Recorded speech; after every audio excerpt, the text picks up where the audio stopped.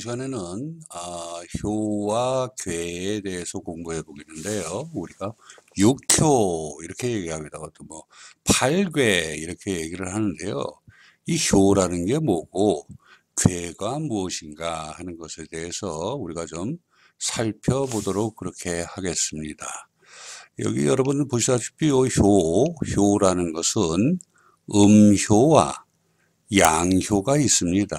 여기에 우리가 표기를 하는 거는 음효는 이렇게 두 개로 이렇게 갈라진 것을 우리가 음효로 표시를 하고 있고요.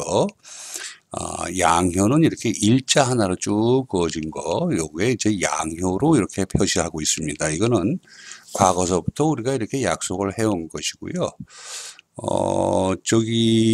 나중에 이제 좀 더 우리가 이제 그 육효풀이나 이런 쪽으로 가면 여기에는 이렇게 표시가 되어 있습니다만 이렇게 두 개, 이렇게 갈라져서 이렇게 두 개, 한 개 이렇게 되어 있지만 가로로 되어 있는데, 거기서는 이렇게 세로로 세워가지고 이렇게 세로로 세워서 그렇게 해서 해석을 하기도 합니다.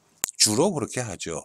하지만 우리가 공부할 때는 가장 기초가 되는 요 원래의 모습, 우리가 요 상징적인 모습을 가지고 공부를 하는데 이렇게 두 개가 있는 것은 음효, 한 개로 길게 하나로 되어 있는 것은 양효. 이렇게 여러분들께서 알고 계시면 되겠습니다. 자, 그 다음에 여기 소성괴라고 있죠. 소성괴. 소성괴라는 건 뭐냐? 효 세 개로 이루어진 것을 우리가 소성괴라고 한다. 자, 여기 여러분 한번 보실까요? 효가, 여기 음효가 하나, 둘, 셋 이렇게 되어 있죠. 그래서 이렇게 세 개의 효로 이루어진 것을 뭐냐면은 소성괴 이렇게 얘기합니다. 요거는 뭐 음효 세 개가 이렇게 모여져 있으니까 이건 뭐죠? 이거는 곤괴죠, 곤괴. 예. 그 다음에 여기 여러분들 보시면 양효가 이렇게 하나, 둘, 셋 이렇게 돼 있죠. 그래서 모든 소성괴는 세 개의 효로 이루어진 것을 우리가 소성괴다 이렇게 얘기를 하는 겁니다. 자, 그 다음에 그러면은 여기에 보면은 대성괴가 있죠. 대성괴라는 건 뭐냐?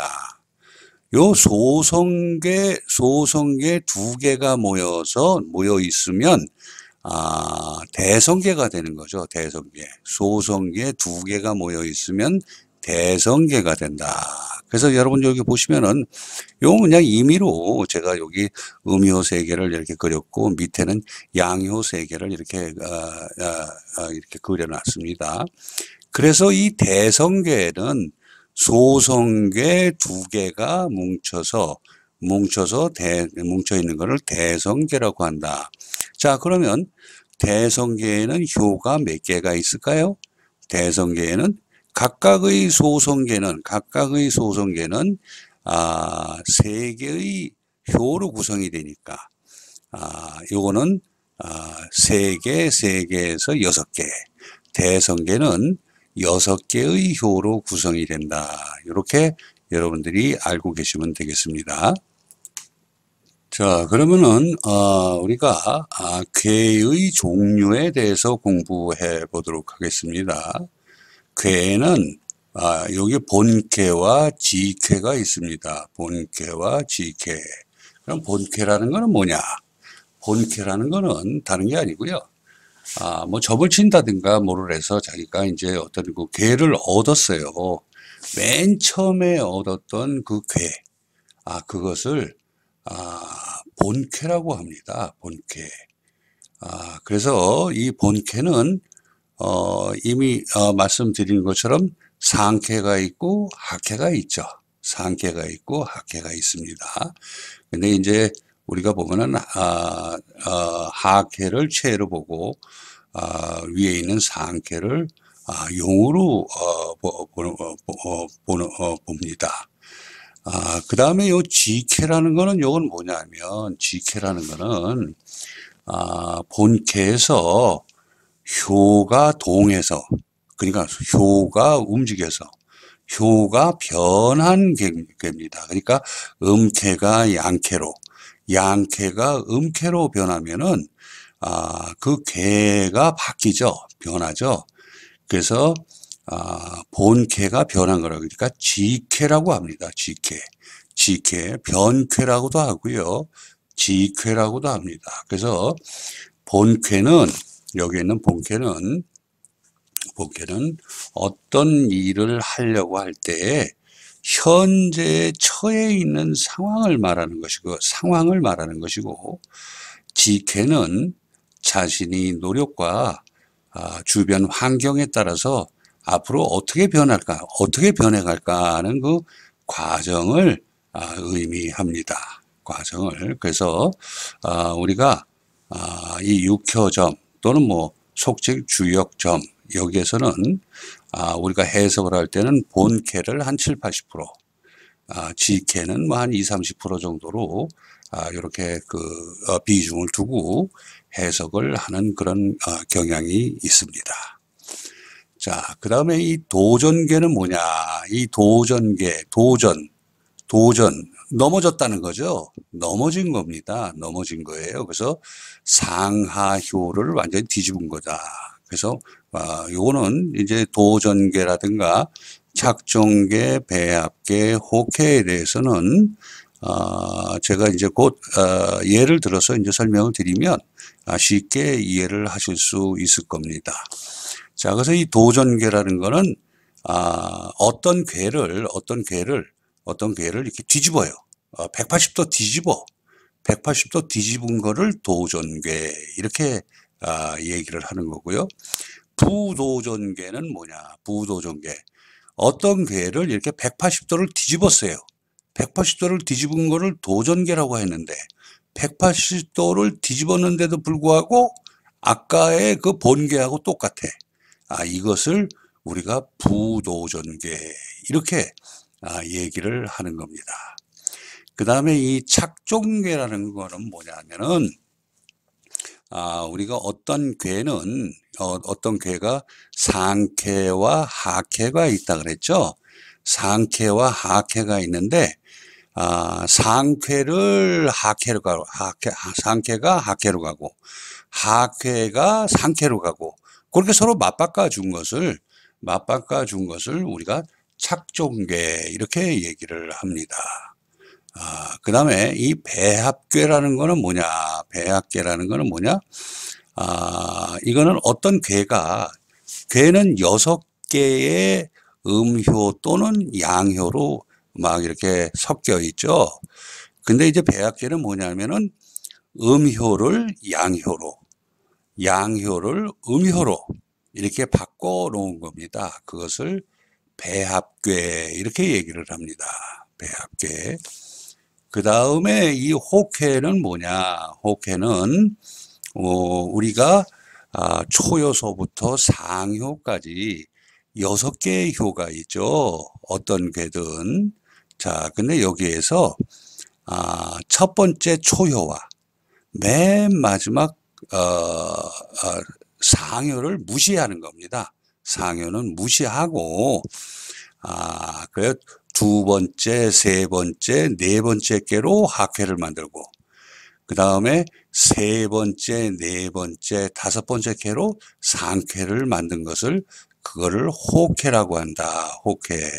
그래서 이 호캐는 우리가 그 본캐와 지캐를 아까 말씀드렸지만 이 호캐는 결국은 뭐냐면은 나중에 어떤 결과를 가져올까 그 괴의 결과를 설명할 때 이 호캐를 사용합니다. 근데 이제 뭐 통상적으로 저희가 뭐 해석을 하거나 그럴 때는 본캐와 지캐를 가지고 주로 해석을 하고 있지만 좀 더 자세히 들여다 보려면 결국은 이 호캐를 가지고 호캐도 보아야 결국은 좀 더 자세한 설명을 할 수가 있게 되는 것입니다.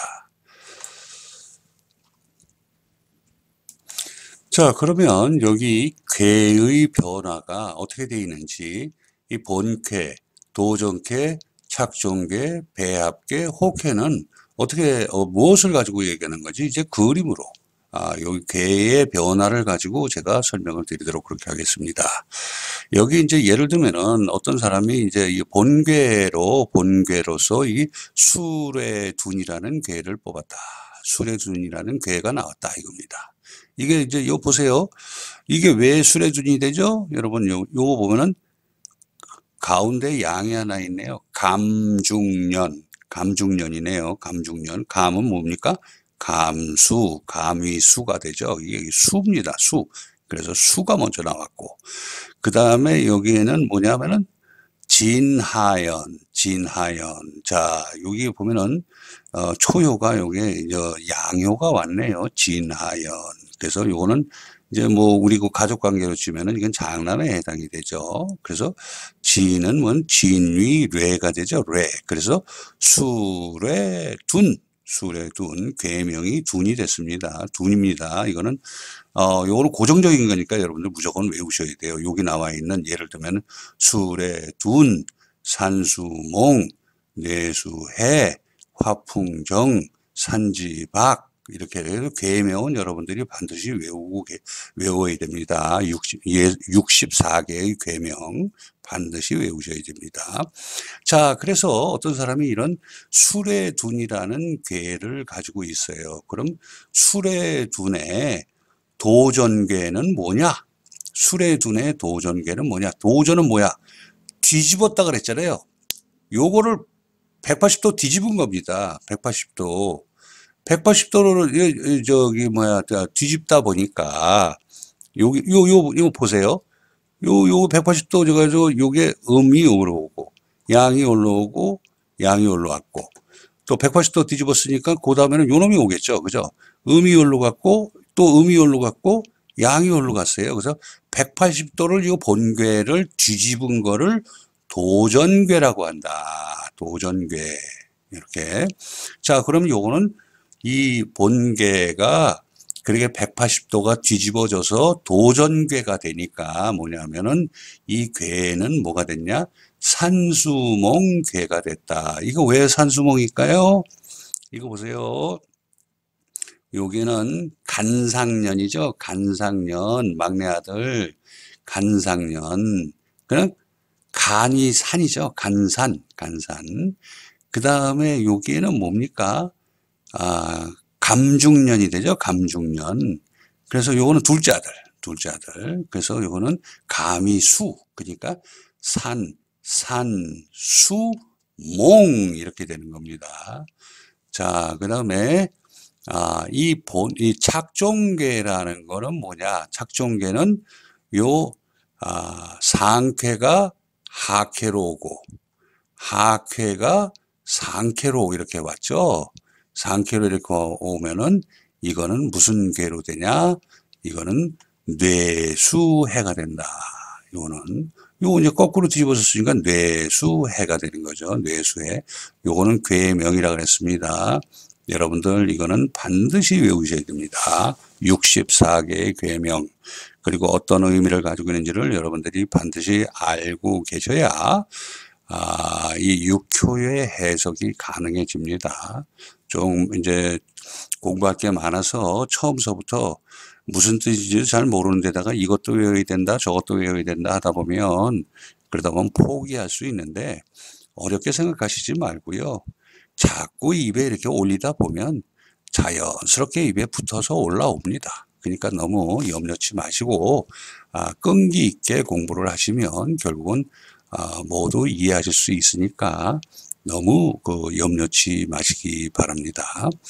자, 여기에 보면 배합괴라는 건 뭐냐? 여기 본괴, 수레둔괴죠, 본괴.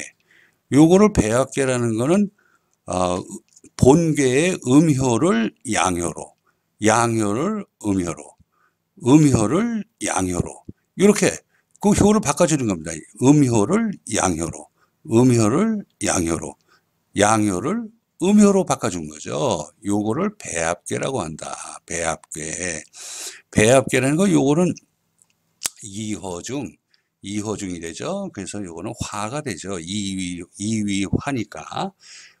요거는 여러분들 잘 기억이 안 나시면 제가 전에 바로 앞에서 강의했던 내용을 다시 되짚어서 보시면 이해가 가실 겁니다. 그 다음에 화풍정 이거는 요거는 소나절이죠. 소나절 이렇게 돼가지고 요거는 이제 우리 그 가족 관계를 보면 장녀 이렇게 되죠. 그래서 요거는 소니 풍이니까 이거는 화풍정 이건 소정자죠. 소정자. 그래서 화풍정이 되는 것이고요. 이 혹해라는 것은 무엇이냐? 혹해라는 것은 무엇이냐? 자, 여기 볼까요? 여기 이제 혹해는 이게 산지박이라고 제가 이미 이제 여기 이렇게 해놨습니다만은 혹해를 만드는 거는 어떻게 만드느냐? 이 본쾌에서 여기 있는 본쾌에서 여기에 있는 초효와 여기에 있는 상효 요거는 안 씁니다. 요거는 빼버리고 여기서 2, 3, 4 이게 하캐가 되는 겁니다. 요게 2, 3, 4 그러면은 요게 뭐가 돼요? 이렇게 돼가지고 이렇게 해서 이거는 모두 다 음효니까 이거는 곤이지네요. 그죠? 그래서 이거는 지가 되는 거고. 자, 여기서 보시죠. 그러면은 여기서 음효가, 여기서, 요 상쾌를 만들 때는 요거 세 개를 가지고 만들죠. 그래서 양, 양. 이렇게 돼가지고 이렇게 나왔죠. 그래서 이게 뭐냐면은, 요거는, 간이 산이죠. 간이 산. 이게 산, 지, 박. 이렇게 되는 거죠. 산, 지, 박. 요거는 뭐냐면 간이 산, 간상년이 되잖아요. 간상년. 요 막내 아들, 저거가 되는 거고, 요거는 요거는 우리 저거로 치면은 어머니가 되는 거죠. 그래서 곤이지. 그래서 이거는 산지박 이렇게 된다. 그래서 여러분 요번 시간에는 본쾌, 도정쾌, 착종쾌, 배학쾌 그리고 혹쾌에 대해서 공부해 보았습니다. 네. 구독, 좋아요 꼭 눌러주세요. 그리고 복 많이 받으세요. 감사합니다.